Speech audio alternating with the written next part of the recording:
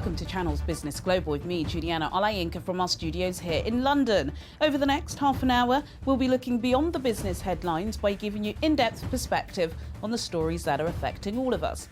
Coming up on today's show, present-day logistics have evolved over the past decade, and African logistics startups are positioning themselves to play a key role in the actualisation of the African Continental Free Trade Area.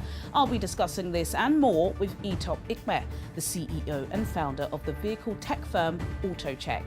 And on Monday, the Chinese philanthropist Jack Ma launched the third edition of his Africa Business Heroes Prize.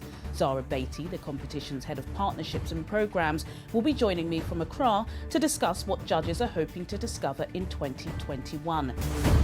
Then later, I'll be reporting on the biggest company news stories of the week. Before then, let's start the programme with news from here in the UK, where earlier this week, officials from the Joe Biden administration warned that America could slap 25% tariffs on British exports after the UK levied a digital services tax on major technology companies. A UK Trade Department spokesperson said the country wanted to make sure that tech firms pay their fair share of tax, adding that the new digital services tax was reasonable, proportionate and temporary. They said if the US went ahead, the UK would consider all options to defend UK interests and industry. Well, for more on this, I'm now being joined by our business correspondent, Simon Pusey. Simon, it appears as if that big US-UK trade deal may be years away. Well, yeah, so this is a story that's been brewing for a while now. And yeah, a lot of people are sort of viewing it in this chasm of obviously Boris and the UK government want a big trade deal with the US. This is something that both sides have kind of spoken about. And could this derail that? Well, I think they're two quite separate issues, really. But this is a story that's been going for a few months now, actually back into the Trump administration. Trump was going to do this. So this is an interesting thing because Biden is continuing along one of Trump's policies, which is very rare. But essentially, the US is saying that they are looking at putting 25% or up to 25% tariffs on certain UK industries and goods in retaliation for the UK taxing the big five tech giants, which most people at home will be able to list off: Google, Facebook, Microsoft, Apple and Amazon. And the reason is that, for example, in 2018, which is the most recent year we have these numbers for, those companies, it's thought, combined, paid only 2.9% in tax. Now, obviously, that is not what they should be paying. They should be paying a lot more, but because they're using clever offshore tax schemes, that is the amount they paid. And actually, when the Conservatives came to power, one of their big party lines was that they are going to try and tax these big tech giants more. It was something that they say was very popular with voters, and therefore they're following through with that. So, yeah, a couple of months ago, it was announced that April, which we're coming up to, obviously, was going to be the month they're going to start putting tariffs on those big companies. And as a result of only paying 2.9% in tax in 2018, it's estimated that they avoided 1.3 billion pounds worth of tax. So that's obviously a lot of money, and it's money that the government will always say, you know, could go to the NHS, could be this, could be that. So what I find quite interesting is that, you know, the Biden administration are continuing along Trump's policy of basically having a trade war now, or a tariff war. So they've picked out a couple of industries. So this list that was out a couple of days ago, they're saying ceramics, makeup, overcoats, games consoles and furniture could all be hit. And actually about a month ago, the car industry as well, which is big here. If that were to happen, I think 1 in 5 cars are made in the states that come here. That could also be hit. So the duties that would raise is about $325 million, which is what the US believes the UK would raise from those 5 tech firms. So it's interesting, and it's interesting that this started under Donald Trump, but Biden is continuing it because that is obviously something that doesn't happen often. And if we just sort of move on quickly back to the UK and restrictions, they have lifted in the last few days. We're into this stage 2 or tier 2 of restrictions. It means people can meet outside in groups of 6.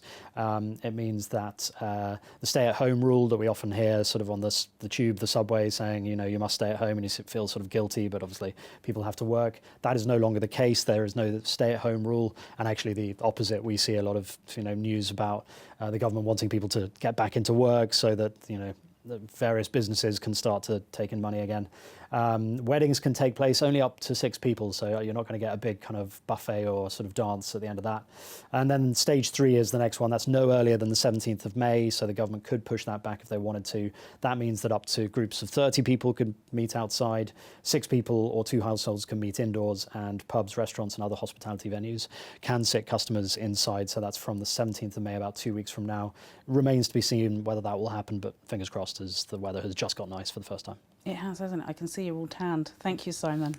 Now to our first topic. Tech startups have proven that logistics can tackle some of the biggest issues that have prevented trade from growing in Africa, including cutting down on red tape and easing supply chain bottlenecks. The transportation of goods and resources, whether by means of land, sea or sky, is a necessary part of the way businesses function and a critical aspect in import, export and trading capacity of regions and nations worldwide. AutoCheck is a firm seeking to do this in the second-hand car sector, as it has become the first ever African online truck loans marketplace, seeking to drive logistics mobility. The CEO and founder of the firm, Etop Ikpe, joins me now from Lagos. Etop Ikpe, thank you so much for joining me on Channel's Business Global. Would I be right in assuming that Africa's second-hand car market is pretty lucrative? Yes, very much so. I think that it's a sector that continues to have a lot of growth. It has Africa's second-hand market. Typically, right now, from our estimates, it's a $45 billion industry, and basically has an average of 12% year-on-year growth compared to a 1% growth rate in the US, and less. Actually, it's negative growth rate in Europe.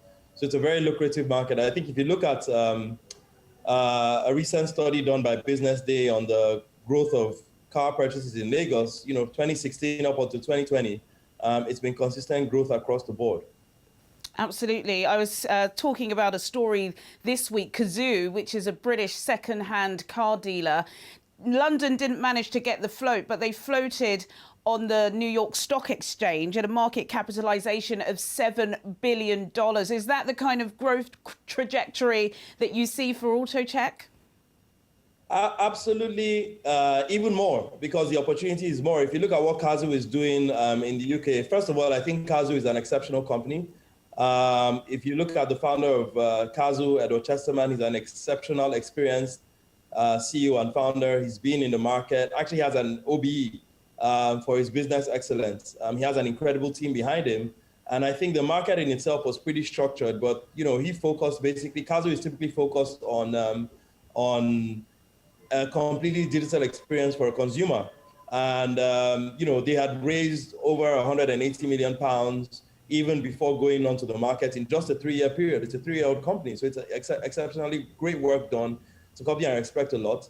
And I think that the key thing that they've typically focused on is ensuring that, they provide a completely digital experience. And what that means is typically they've looked at the consumer behavior. They've tried to ensure that consumers can make a purchasing decision, access car financing, have that car delivered to them, regardless of where they are in the UK in record time. And they've seen consumer acceptance levels that, are beyond expectation. And so that growth typically shows that what they had done was really study the market, understand typically consumer behavior, and deliver a product that was solving a problem, especially during COVID, when there was a lack of, people just couldn't afford to take sort of the kind of time in physical contact that they would have been able to do before. And I think that's really what has fueled their growth. I think looking at that and kind of borrowing from that model and looking at what AutoCheck is doing, our focus basically is around creating much more affordable access to finance in a market where, so if you look at a Pan-African market, the global average for access to institutional financing on car purchases is about 80%. In sub-Saharan Africa, it's less than 2%, right? So we typically can't experience any kind of growth if you look at sort of the average ticket size of a car and the earning power if we don't create more affordable financing for car purchases. So for us, typically that's our focus, and we use technology and digitization to make that possible for our partners in a market that has typically been historically fragmented and difficult to penetrate. So that's our focus. I think the first key thing for us is ensuring that we can drive financing, and then we continue to improve the consumer experience in a market that typically is already large in itself, but typically underserved in terms of technology and access to credit. So our goal is to continue to drive that consumer experience. And that's why we believe fundamentally that this is a huge opportunity. We're proving this, our business model across 3 markets. We've been highly successful. Our partners are extremely happy, and we're very confident in the growth expectations. Yeah, I was going to say, Etop, after that appraisal of Cazoo, who knows, that could be your new partner. They might come and try and acquire your company. Thank you for talking about the consumer experience. We're trying, we're just not there yet. And some would actually say the lack of logistics in Africa is what is kind of causing a massive stumbling block from the actualization of the free continental trade area. Do you agree with that? And can you kind of just expand on what are some of the user experiences that AutoCheck are putting in place to try and, you know, create a greater logistics?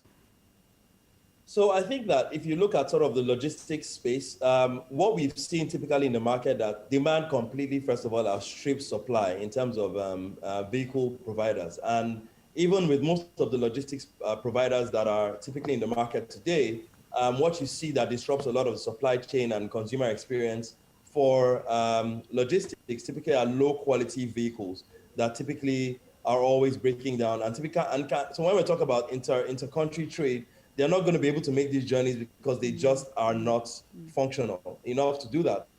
And once again, that fundamentally drives to the fact that a lot of the SMEs and business owners who operate these services typically can't afford to buy high quality trucks or newer vehicles that can actually provide efficient logistics for the kind of routes they're trying to plow. So the first solution that we are typically focused on is creating more accessible financing for logistics operators and stakeholders. And our first step to doing that is we've actually created a truck loans marketplace. For the first time, business owners can come there and apply to financial institutions to get quick and affordable access to financing as long as you have a viable business that's running. And basically what that will do invariably is, first of all, improve the overall supply of high quality trucks. And once you have high quality trucks in the system, then you can make longer distances, then you can have a much more sustainable value chain. And even your providers and the manufacturers and goods and services providers that are relying on that logistics, on those logistics channels, will see their overall trade improve. So that's really our focus around there. The second thing is that because we're operating across multiple African countries, we're able to create an ecosystem that interlinks our partners and exposes them to opportunities. Because we're operating on a digital platform, we're able to see partners and we're able to connect our partners and financial institutions with various opportunities. So we have several financial institutions, for instance, who have transitioned from just operating in Nigeria to operating in Ghana because, you know, we have a digital platform and they're able to be introduced to that market in a way where it's seamless and easy for them, and we have existing partners. So that's really what we're doing across the board to improve that experience. And I believe that fundamentally, if we have improved financing, we'll see growth across the sector. Absolutely. Before I let you go, Etop, I've got to ask you a pretty pressing question, really, which is the fact that the second-hand car market in Africa is pretty dirty. It's quite frankly a dirty business, and there are concerns, especially as the West are trying to transition away into cleaner ways of using your car. We know Tesla, for example, is one of the world's most valuable companies now, isn't it? And, you know, environmentalists are saying that the West are using Africa as a dumping ground for cars that they frankly just don't want. How are you going to ensure that AutoCheck's business model is not only profitable but also sustainable in the long-term future? I think this fundamentally drives back again to affordability. Nobody buys a dirty car because they want to drive a dirty car or drive, you know, typically it's an affordability problem. And again, benchmarking less than 2% credit penetration to 80%, you see that if we make accessible auto financing to people, they can buy newer, cleaner cars. That's one step. And then migrate people towards EVs. The thing with EVs particularly, if you look at Tesla recently adding cryptocurrency as a way to purchase, shows that they are adapting to consumer behavior. If you don't adapt to the market, you typically can't fulfill your consumer demand. And so what we can borrow from that typically is ensuring that our financial lenders, even though they're used to lending on vehicles that are combustion engines, what it means is that we create a sustainable secondary market for them where consumers can get affordable aftercare, sustainable aftercare, and there's a resale market for those vehicles. That is our job in connecting the right kind of partners, creating an ecosystem that makes our lenders very comfortable. And I think over time, as the market progresses, we need this sort of digitization platforms that AutoCheck provides to be able to make the ecosystem and our partners very comfortable to drive. So I believe that it's a transition that will happen, but it's a transition first that must be solved from affordability that creates more opportunities and digitization and transparency that allows the right kind of partners come in and make investments that would allow EV vehicles typically grow. Absolutely. Well, Itop Ikpe, CEO and founder of AutoCheck, thank you so much for joining me on Channels Business Global. Thank you for having me. Thank you so much. Coming up on Channels Business Global, I'll be speaking with Zara Beatty from Jack Ma's Africa Business Heroes Prize competition. See you after the break. Welcome back to Channels Business Global with me, Juliana Olayinka, from our studios here in London. In a moment, I'll be speaking with Zara Beatty, but before then, here's some company news for you. Nike is suing the creators of a pair of so-called Satan shoes for copyright infringement. They were launched earlier this week by the controversial US rapper Lil Nas X. The black and red Nike Air Max 97s feature satanic symbolism and one drop of human blood. The trainers also feature a reference to a Bible verse. The limited edition trainers sold out in less than a minute when they were released earlier this week and cost over $1,000. The sports shoe giant says in a filing with the US District Court that it does not approve or authorize the customized footwear. The marketing and content of Lil Nas X's latest single has caused outrage amongst Christians across the world. The rapper is best known for his 2019 breakout hit, Old Town Road. Shares in the Chinese video platform Bilibili tumbled as much as 6.8% in its Hong Kong debut, with analysts citing a crackdown in America on listing foreign firms as a reason for the muted enthusiasm. It was the worst start in the city in 6 months for a prominent stock listing. In his first interview with international media, Bilibili chief exec Chen Wei told Bloomberg he is unconcerned with short-term market gyrations. The company raised around $2.6 billion for its Hong Kong listing, and its filings show Alibaba bought more than a third of the stock on offer, taking its holdings to 8.2% of the company. British consumers have been splashing out ahead of the Easter weekend. Sales of chocolate eggs have soared 50% to £150 million, compared with the same period last year. Marks & Spencer, Asda and Fortons are among retailers reporting a big rise in demand. As lockdown restrictions are eased in the country, research suggests 3 out of 5 people plan to host an Easter lunch outside, me included. Now over to our next topic. On Monday, the Chinese philanthropist Jack Ma launched the 3rd edition of his Africa Business Heroes Prize competition. Entrepreneurs from all 54 African countries across every sector, age group and gender will now be able to submit their applications in either French and English for a chance to compete for a spot among the top 10 finalists. At the grand finale later this year, competitors will take the stage to present their businesses and share their visions to an esteemed panel of judges to win a share of the $1.5 million grant. To discuss this, I'm now being joined by Zara Beatty, the competition's head of partnerships and programmes. Zara Beatty, thank you so much for joining me on Channels Business Global. So Jack Ma's flagship initiative in Africa is back alongside Jack Ma. What are the judges hoping to find this year? Thank you very much. So the judges of the Africa Business Heroes Prize competition, they're hoping to find talented African entrepreneurs who are bold, resilient, visionary, and impact-driven. They're hoping to find African entrepreneurs who are co-founders or founders of a company registered and operated in Africa that is at least 3 years old and that is solving a significant problem in their community or industry in an innovative way.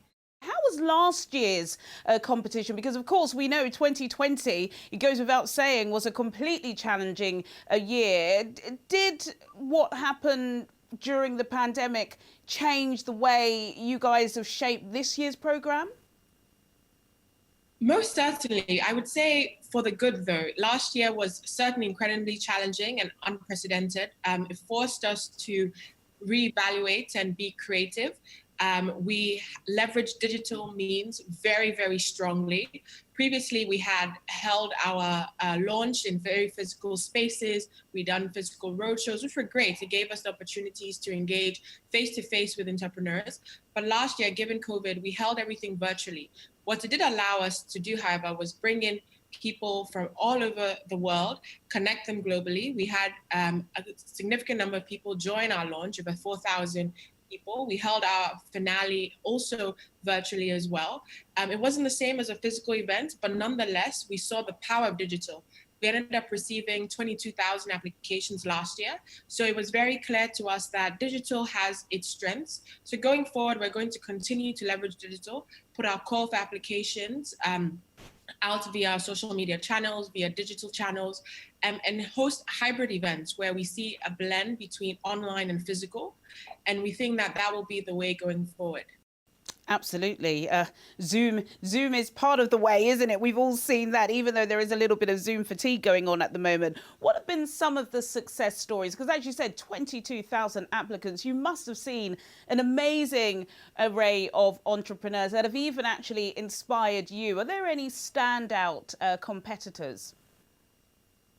Most certainly they are. I really am inspired by the heroes that we engage with. We call them heroes because we believe that these are not just entrepreneurs, they're not just businessmen or women, but they are individuals who are leveraging business to create positive change. And so by virtue of that, they really are inspirational.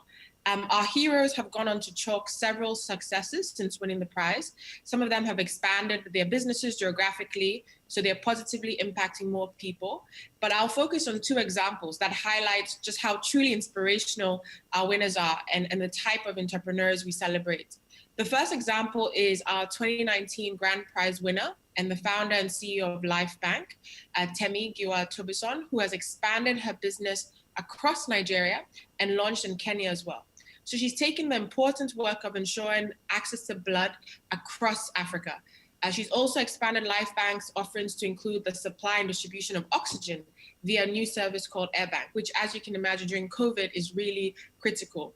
And importantly, during the height of the pandemic, she stepped up to provide testing services and also distributed social distance stickers to hospitals, pharmacies, and grocery stores, developed an online registry in Nigeria to ensure that hospitals and practitioners had an understanding of the available ventilators and other materials to fight the pandemic. And so this is a really inspiring example. She took her business model, expanded it, but also pivoted to address the pandemic. And we think this is truly inspirational. Another example is Mahmoud Johnson of J Palm Liberia. He is in the business of processing and refining palm oil and creating various beauty products out of it. He upskills palm oil tappers in Liberia, provides them with increased source of revenue. And the work that he has done since the prize has been remarkable. He's expanded into an additional 20 communities, allowing him to serve an additional 6,500 farmers, and has won a partnership with US-based Patra Soaps to supply organic Liberian palm oil to them. So he's helping to both elevate the status of Liberia on a global scale, but also ensure higher incomes for palm oil tappers in Liberia. And there are other success stories. So I encouraged our listeners to visit the africabusinessheroes.org website to learn more about what our heroes do and to be inspired. And we hope to see many other entrepreneurs who are similar and are doing similar work apply to this year's competition. Absolutely, Zara. I might be one of those applicants, I tell you. Just before I let you go, can you give us some insight on what your supporters should expect over the next coming months? Because I know, you guys have made an absolutely amazing splash over the past 3 years. So I'm sure it's going to be a jam-packed program this year, isn't it? I would most certainly be happy to share. And yes, it will be a busy time, but an exciting one. So applications for the 2021 prize are now live at africabusinessheroes.org. So the most important thing is for all supporters to visit the website. If you're an entrepreneur, apply. If you're not an entrepreneur, we encourage you to visit the website and nominate one. Applications will close on June 7th. And once applications close, judging will begin. Our grand finale will be in November 2021.